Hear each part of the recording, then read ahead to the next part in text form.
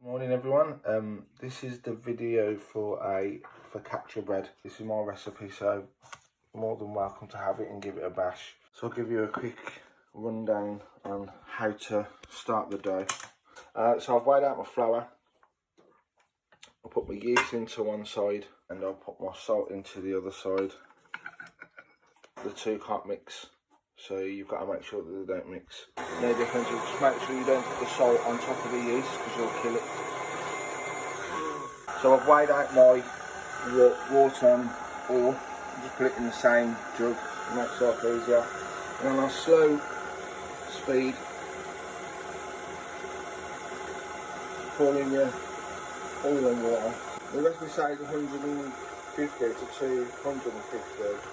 but you might not need all of that. Now the rule of thumb is, when you make bread, is that the wetter the dough, the lighter it becomes. So you can sort of get away with focaccia because you're using oil with it. If you're doing it by hand, when you get to this stage, it's just about doing it so you make a pile on your side, make a well in the centre, add the liquid and start folding it in, slowly but surely. Okay, so once you've got to this point, I'm just going to show you the kneading technique. I'm going to leave mine in there, it'll do it all for me, but for those that don't have one, just basically it'll come out like this, quite rough looking, but don't worry, we're going to get this nice and smooth. So basically put your hand there, stretch it out, bring it back in and turn it, out, back in, turn it,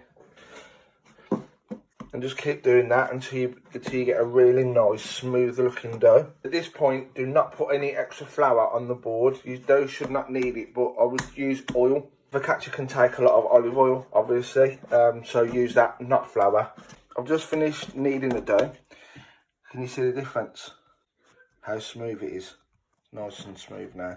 At this point, like I say, once you get it nice and smooth, just want to get your hands and try and roll it round like this. Two hands, it's really nice and easy, but you want to pull it and turn it at the same time. Smooth ball of dough. I've just lightly oiled a bowl, any bowl. You could use your mixing bowl, to be honest. So put that in. I will put some cling film over the top. When it's doubled in size, what we'll do is go back, knock it back, which means taking all the air out. We'll get our tray ready that it's going in, and then we'll prepare our topping, and then that's it. Put it in the oven. So the bread's risen really well. You can see it's doubled, if not tripled in size. So I've lined a tray, seasoned it with some sea salt, pepper and olive oil. So what we need to do now is get this dough to a similar shape to the tin you're putting it in. Obviously with a focaccia you want to use a flat tin, obviously that traditional shape. Here it is. Got it to a similar shape. Obviously it's going to need a second proof, which we'll do now, and then it will puff up and fill out this tray. Once we're at that stage, we'll get our hands like this and poke some holes in it to get the traditional focaccia shape. I'm going to put some cling film over it, again leave it another hour or so to double up in size. Then we'll put our toppings on. Right then, so here it is, proven nicely. So at this point, get our hands, you can do 2 fingers all the way down. So what I tend to do is usually just put these in any old place, but you can spread them around, you don't have to be too precise about this.